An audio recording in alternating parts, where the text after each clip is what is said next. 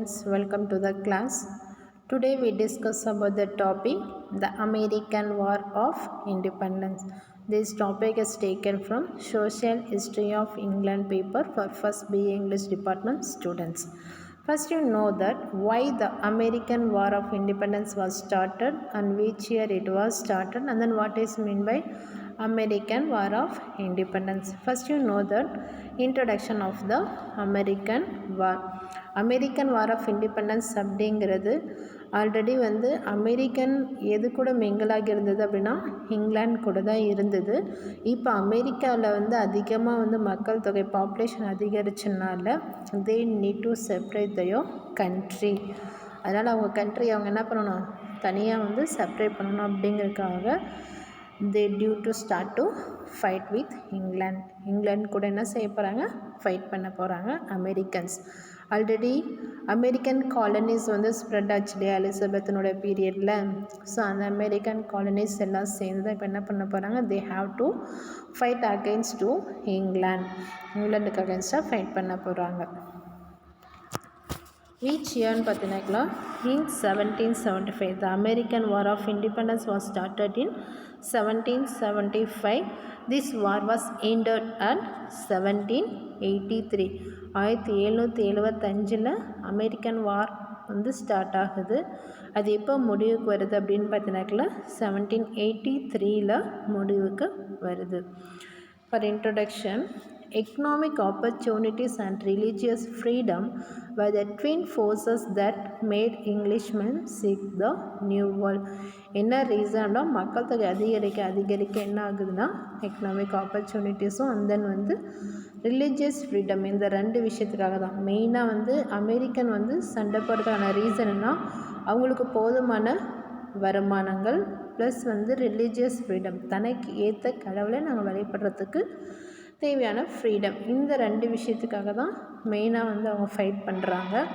இது இங்கிலீஷ்மென் என்ன செய்கிறாங்க அப்படின்னு பார்த்தீங்கன்னாக்கா அவங்க இந்த கடவுளை தான் வழிபடணும், நீங்கள் இப்படி தான் இருக்கணும்னு சொல்லிட்டு ஃபோர்ஸ் பண்ணுறதுனால they need to separate their country.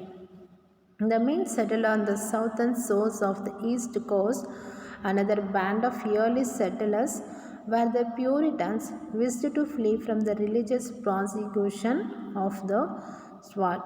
இப்போ மக்கள் என்ன செய்கிறாங்க அப்படின்னு பார்த்தீங்கன்னாக்கா எப்படியாவது நம்ம என்ன செய்யணும், தனக்கு ஏற்ற ஒரு லைஃப் செட்டில் ஆகணும் அப்படிங்கிறதுக்காக தனித்தனியாக என்ன செய்கிறாங்க அப்படின்னு பார்த்தீங்கன்னா பிரிய ஆரம்பிக்கிறாங்க. Next, this Navigation Act was started in 17. All these early settlements were formed into 13 British colonies. டோட்டலாக 1700 எத்தனை பிரிட்டிஷ் காலனிஸ் இருக்குது அப்படின்னு பார்த்தீங்கன்னா 13 பிரிட்டிஷ் காலனிஸ், பெரிய பெரிய கண்ட்ரி மாதிரி 17 காலனிஸ் வளர்ந்துருக்குது.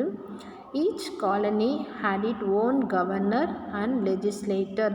அந்த 17 காலனிஸ்க்கும் ஒவ்வொரு கவர்னர் இருக்கார், ஒவ்வொரு லெஜிஸ்லேட்டர், எல்லாத்தையும் ஆராயத்துக்கான ஒரு பர்சனும் லீடரும் இருக்காங்க.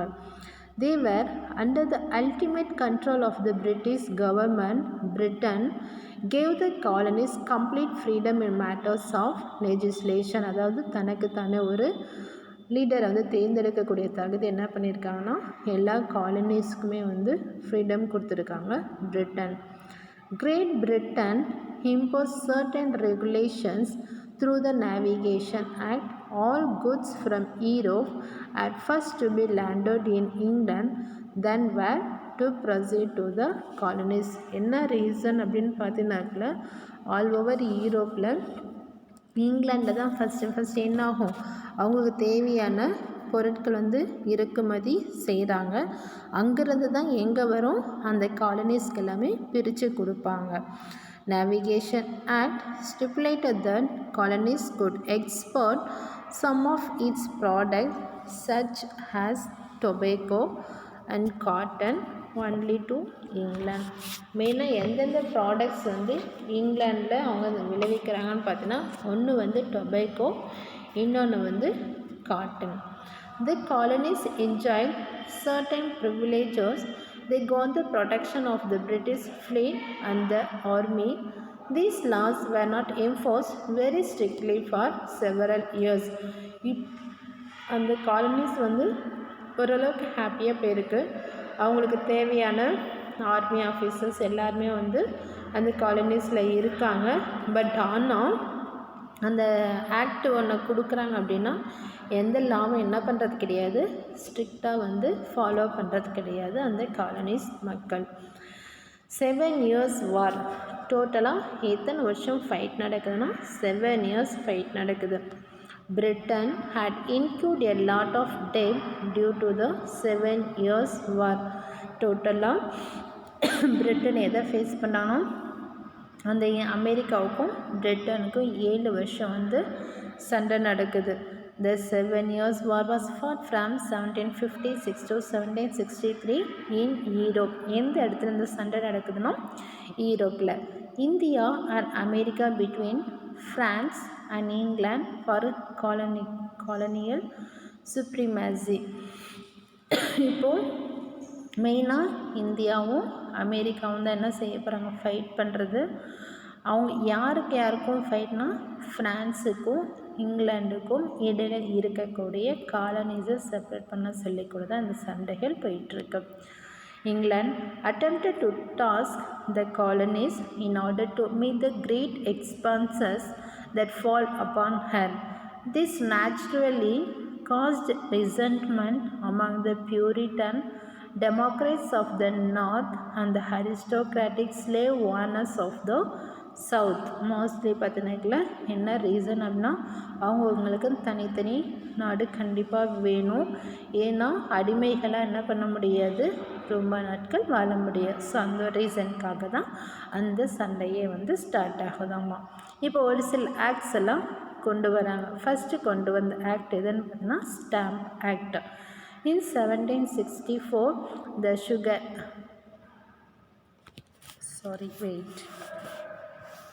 In 1764, the Sugar Act was started and the next year the Stamp Act.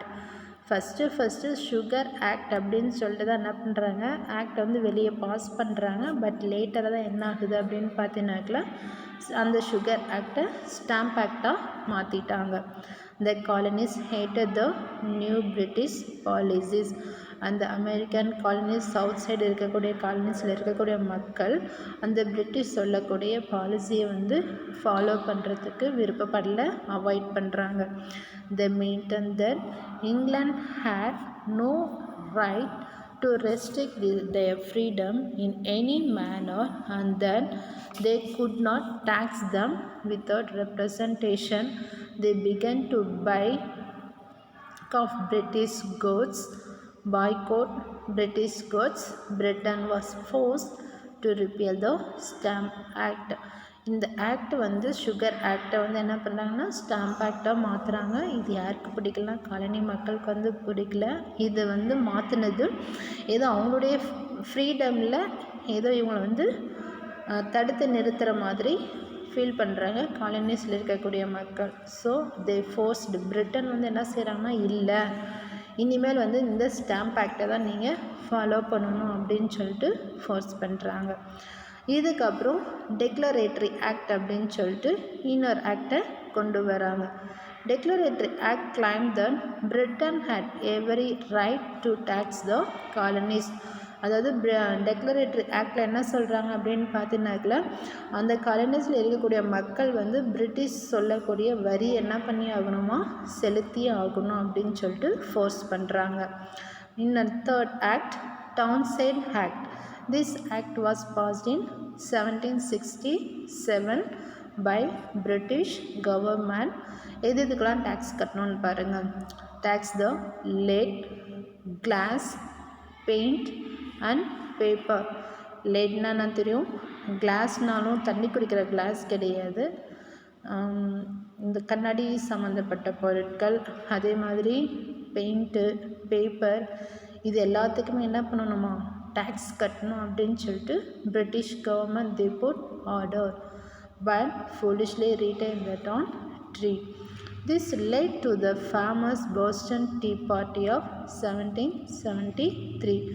Next one, இந்த போஸ்டன் டீ பார்ட்டி அப்படின்னு சொல்லிட்டு ஒரு நேம் கொடுத்துருக்காங்க டீக்கு. அது எப்போ கொண்டு வராங்கன்னா 1773 அதை கொண்டு வராங்க. The British government passed a number of 22 laws such as closing the port of Boston and restricting of the freedom of Massachusetts. Massachusetts is one of the place of America.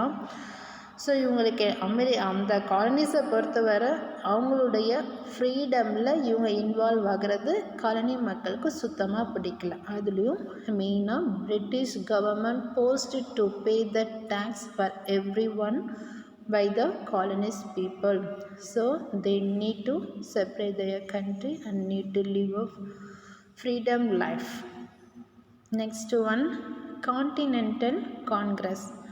The other colonies rallied around Massachusetts and a congress was held at Philadelphia.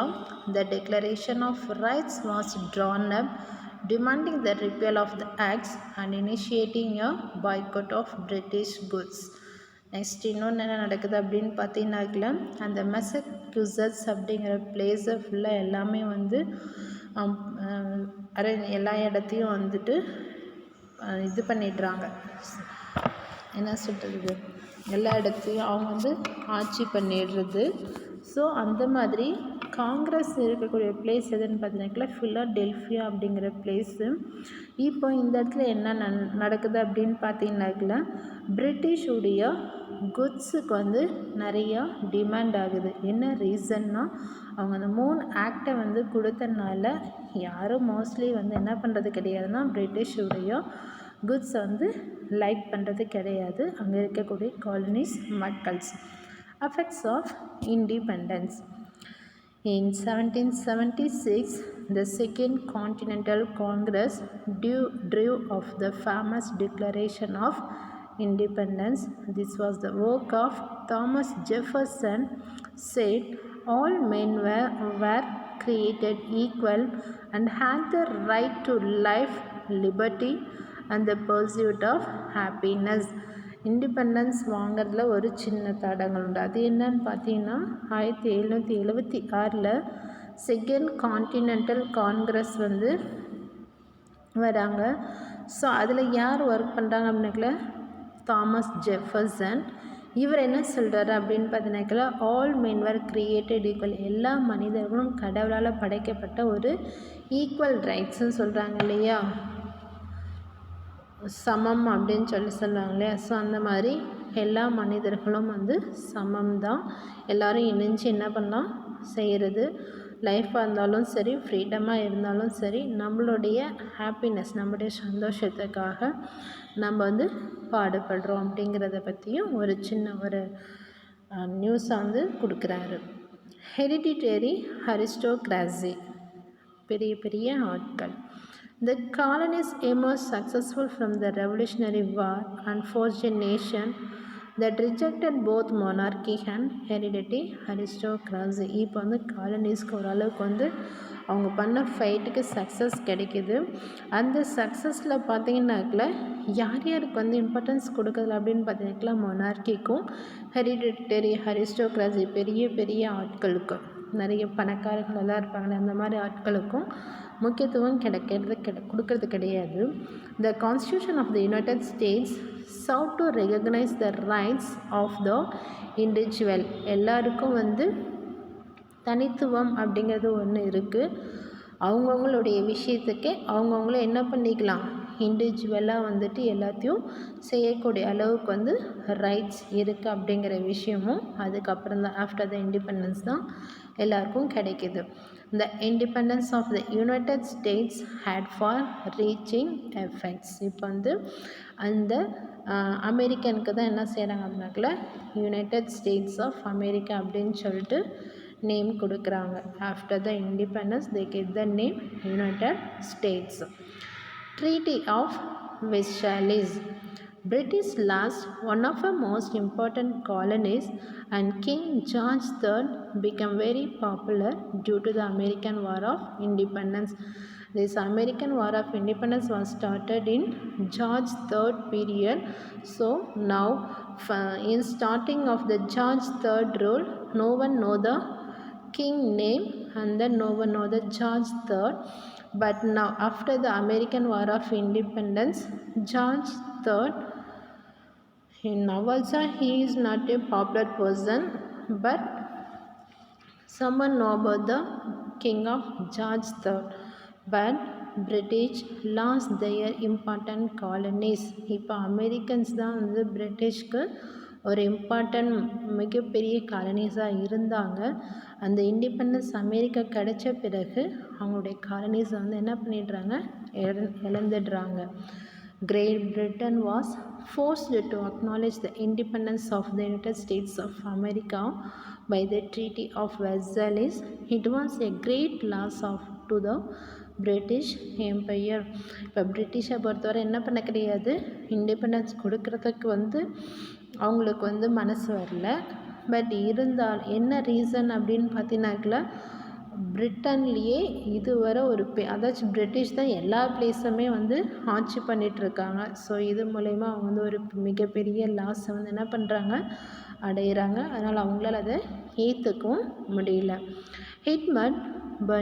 Edmund Burke, the loss of the American colonies brought about a change in British politics. அவங்க American காலனிஸை இழந்த பிறகு பிரிட்டிஷுடைய பாலிட்டிக்ஸில், அரசியலில் வந்து நிறைய மாற்றங்கள் வந்து வருது. The parliament had opposed the war and had urged the king to give it up. இப்போ இந்த பார்லிமெண்ட் என்ன நினைக்கிறாங்க அப்படின்னாக்கல, சீக்கிரமாக என்ன பண்ணுது, வாரை எல்லாம் முடித்து கிங்கை வந்து திரும்ப கொண்டு வரணும். One of the most eloquent members to speak on the subject was Edmund Burke. George III did not heed their advice as he felt the loss of the colonies. At the end of the war, Parliament opposed the excessive power of the crown. அதாவது George third வந்து அவர் இருக்கும் போது இந்த American war of independence நடக்குது. அவரால் எதுவுமே வந்து பேச முடியல. இப்போ கிங்கோட ஆட்சியை வந்து எடுத்துகிட்டு என்ன செய்ய போகிறாங்க அப்படின்னு பார்த்தீங்கன்னாக்கல, பார்லிமெண்ட்டுடைய ஆட்சி கொண்டு வர போகிறாங்க. என்ன ரீசன் அப்படின்னாக்கல, ஓரளவுக்கு கவர்மெண்ட்டுடைய அரசியல் இருந்திருந்தால் கண்டிப்பாக என்ன பண்ணியிருக்க முடியும், அமெரிக்கன் வாரை வந்து தடுத்திருக்க முடியும். ஸோ இந்த ஜார்ஜ் தேர்ட் வந்து எதுலேயுமே என்ன பண்ண கிடையாது, இன்வால்வ் ஆகாமல், எதுலேயுமே இன்ட்ரெஸ்ட் இல்லாமல் அவர் வந்து ஃபார்மர் மட்டுமே வந்துட்டு, அதாவது விவசாயத்தை மட்டுமே வந்து பார்த்துட்டு இருந்தனால எதுவுமே என்ன பண்ண முடியல, எல்லாமே வந்து இழந்துடுச்சு. அப்படிங்கிற விஷயத்துக்காக அந்த க்ரௌனுக்கு வந்து மதிப்பில்லாமல் போகுது. Conclusion: The Revolutionary War inspired the French soldiers had aided the colonies. The Americans proved to the world that it was justified to raise arms against their unfair government. அதாச்சும் அந்த டைமில் கவர்மெண்ட்டுடைய ஆட்சியும் நடந்துட்டு இருந்திருக்கு. இப்போது அமெரிக்கனுடைய இண்டிபெண்டன்ஸ் மூலயமா, அதாச்சும் அமெரிக்காவுடைய சுதந்திரம் மூலயமா ஒரு விஷயத்தை இந்த வேர்ல்டுக்கு சொல்ல வராங்க. என்ன அப்படின்னு பார்த்தீங்கன்னாக்கல, நம்மளுடைய கரங்கள் எல்லாம் உயர்ந்தது அப்படின்னா கண்டிப்பாக வந்துட்டு கவர்மெண்ட்டுக்கு அகெயின்ஸ்டாக எல்லாம் நடக்கும், கவர்மெண்ட்டுக்கு ஃபேவராக வந்துட்டு எதுவுமே நடக்காது. This in turn inspired the peasants of France so much that it led to the famous French Revolution 6 years later.